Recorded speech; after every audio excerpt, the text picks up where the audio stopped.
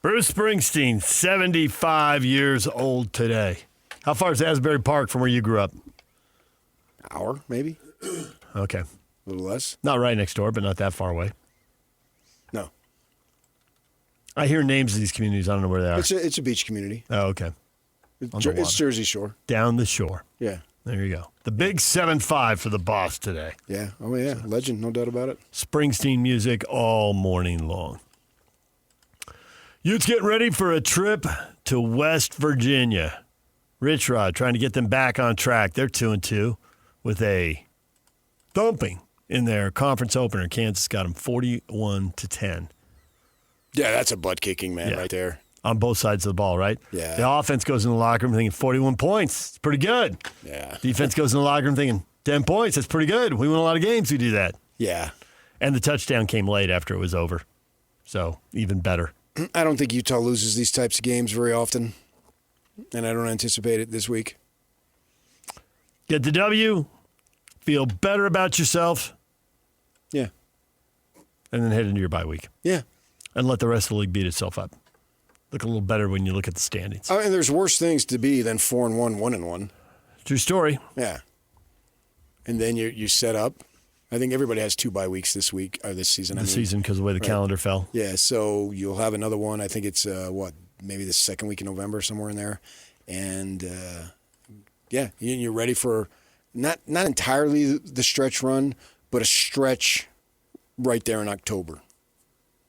I think you have a very favorable schedule that allows you to have success. If you can handle ASU and BYU. Yeah. If you can't handle them, then the dream dies there, and then you just try to win them. But that was always going to be, even if you beat Texas Tech, that was going to be. It was going to be 2 big games. It always looked like 2 big Right. games, the way the schedule fell. Right. And I think we're probably going to have another situation with a couple of losses at the top. We're joined now by Chris Anderson, publisher of Eer Sports, covering the West Virginia Mountaineers. Chris, welcome back to the show. Hey, thanks for having me on, guys. So we talked to you in the run-up here, but now you've seen 4 games, and you got a better handle. And I'm curious if this has just confused the whole fan base, because I imagine everybody was down after losing to a MAC team. Everybody was pumped after beating Pitt in the rivalry game, and then everybody's down again after Kansas wins 41-10. Yeah, I think that properly breaks down the emotions of the fan base. Me personally, I was a little more hesitant after the Pitt game, and I think a lot of people in Vegas were, for instance, with the line for the Kansas game being, I think it opened at 10.5 or 11.5, jumped up to 13.5, and some fans were like, whoa, that's so high. It's like, hey, I get it that West Virginia beat Pitt. It was an emotional comeback win, but nothing in that game changed the problems that West Virginia had in the first 2 games, which were that the offensive line struggled and the offense struggled as well. As on a per-play basis, West Virginia didn't improve. They just happened to get that comeback win. What's going on at quarterback? It seems like you're playing a bunch of guys.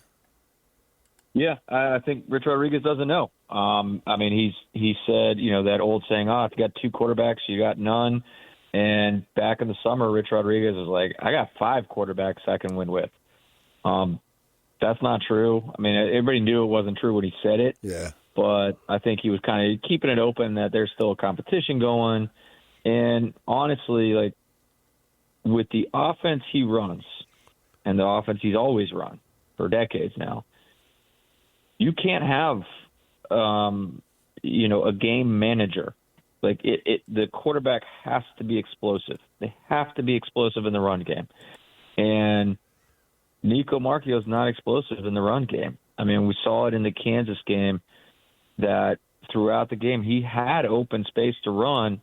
It's just the moment he tried to run into that space, everything seemed to close up real quick. And it was just that the opposing defense was that much faster than them. When Jalen Henderson got in there for one drive, and some people are like, hey, this is the backups. It wasn't the backups. It was still Kansas starters. It was still their guys that were starting. All the guys making tackles were their starters. And they went right down the field. I think he ran the ball 6 times for 77 yards on that drive alone.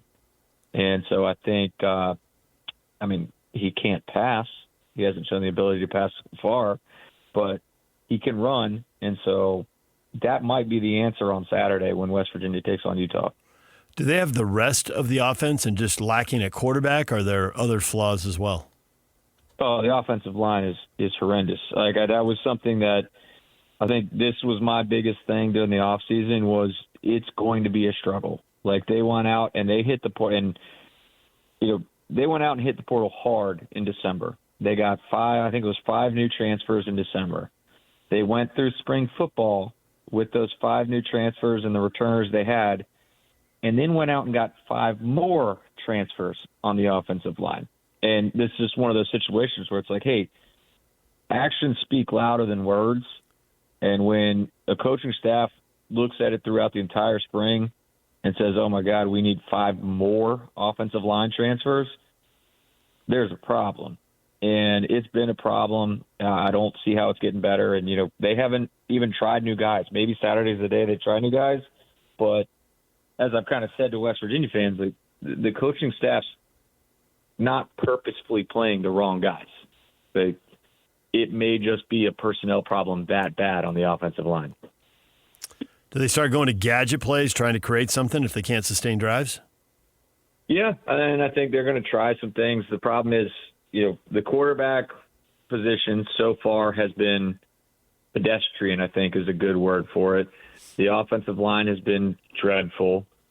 Their star running back, Jaheim White, got hurt, out for the season. Ty Edwards, who came in for the Pitt game and was great for that game, got hurt at the end of that game, missed Kansas, might miss this weekend. I think Coach Rodriguez said he was probably more doubtful than anything during his radio show on Monday night. So, and then you lose your number 2 wide receiver to injury for the season as well. So you're really stretching. I mean, you'd love to get some gadget plays in, but to whom? All your best athletes, all your best guys might be gone already. Didn't they bring in something like 70 guys? I'm not sure Rich Rod knows everybody's name. So with that in mind, isn't this somewhat expected? Yeah, I think it was. I think, honestly, it was something like 70-some, almost 80 new guys. I think it was 50-some transfers plus another 20-some high school additions. And they were adding pieces to the roster. They were legitimately adding guys that have since played the week before the season opener. Like 2 or 3 weeks into fall camp, they were still adding guys that have since played and are contributing to this team. I think the most alarming part is, and for me personally, I was like, yeah, offensive line is bad, but Rich Rodriguez, offensive mind, offensive guy. The offense will be at least decent. And really, it's been the other way. The defense has been great. It fell apart in the second half against Kansas, but that was because the offense, I think, was like 7 straight 3-and-outs, and eventually you just can't anymore. And so I think that might be the part that's really kind of getting to fans and being like, wow, this is crazy. Like, the offense was supposed to be at least good. That's what Rodriguez is known for, and it just hasn't. So what is it? Are people resetting the expectations for the season? Are they giving up on 2-2? Are they giving up on bowl eligibility already? Yeah, I think a lot of people have. I mean, my stance before the season was 5-7 or 6-6, and I was leaning 6-6 because as the season approached, I was like, hey, this defense might be good, and if the offense is decent as I expect, and the defense is good, 6-6 is a real possibility. Now the offense is bad. And I think a lot of people, if you go check out my message board, it's, does he get fired at 2-10? Is 3-9 too much to ask for? Those kind of things. That's a little over dramatic. I think they'll get a couple more wins, but 6-6 might be tough sledding given the remaining schedule. How about from the defensive perspective? I watched some of that Kansas game. I happen to think Kansas is good, and I know they had a losing season last year, but I think they can contend. And if they got a break or two, possibly find their way into Arlington. So I can't really say that I was surprised. Utah's coming off a bad offensive performance. What do you expect from that to the defense from West Virginia against Utah's offense? I think it's really just a matter of if the offense can kind of keep them up. Because in that Kansas game, in the first, I think Kansas scored early. And then there was a stretch there where And that was just off a blown assignment. It was like 4th and 2, and everybody went for the short route, and they hit another guy and got a long TD. And that was like really the only bad play for much of the first half. And the defense forced something like 4, 5, 6 straight punts, but the offense had 7 straight 3-and-outs or something similar. So the defense kind of fell apart. So I could see the defense, they're good. Like, they have a handful of guys that you could see getting NFL draft consideration next year. Michael Coates, I mean, he's one of the best corners in the country. He graded out as one of the best corners in the country per PFF last year. His coverage grade, the only guys higher than him last season when he was at Nevada, are playing in the NFL right now. And he's at West Virginia, and I'm coming into yesterday's game and then or Saturday's game and even after Saturday's game, I believe he's been targeted only like 4 times, and he's given up 1 catch for 2 yards. So he's just shutting down an entire half of the field. And they just got Jamari Robinson back, who was the Conference USA Defensive Player of the Year last year. He had some eligibility issues. Kansas was his first appearance, and the Jayhawks, as you said, they did a great job on offense, and they did an even better job of kind of keeping him out of the play. Like, his specialty is rushing the passer, and they just went away from him, put him in coverage, just did a nice job with that. And so I could see West Virginia, keeping things tight, keeping it low scoring against Utah. Kyle Whittingham has said this is the best offensive line he's had as a coach there, but they could not run the ball at all against Texas Tech. It looks like the run defense, and maybe you can speak specifically to the front seven or really just the down linemen here. They got run over last week against Kansas, but the rushing numbers in the previous games, even against Ohio, and certainly in the win against Pitt, were pretty good. So what do you think of the run defense, especially right at the line of scrimmage? Yeah, that was a position where they returned, out of all the positions, that was the one I think had the most returning snaps or the most returning experience from the Neil Brown era. Eddie Vistaranen, Sonny Redwood, Hammond Russell, those guys are all contributors / starters on that defensive front, and they're good. They are above average starters on the defensive line. And then you add in some of the new guys that they got, like Eddie Kelly from Missouri, Devin Grant. You're kind of like, who's elite? I don't know. Like maybe Jamari Robinson, if you want to call him that. He kind of plays this bandit position, which is a stand-up defensive end edge rusher. But as far as the down linemen go, they've really just stacked a lot of above-average players, and it's been pretty good. Now, sometimes it gets exposed, again, when you face something like you mentioned, like Kansas just might be really good on offense, and the defensive line just worn down. And some of the problems with that was also the next three, the linebackers. I think the linebackers for West Virginia had, trying to remember the total number, but it was like 7 or 8 missed tackles just for the linebackers.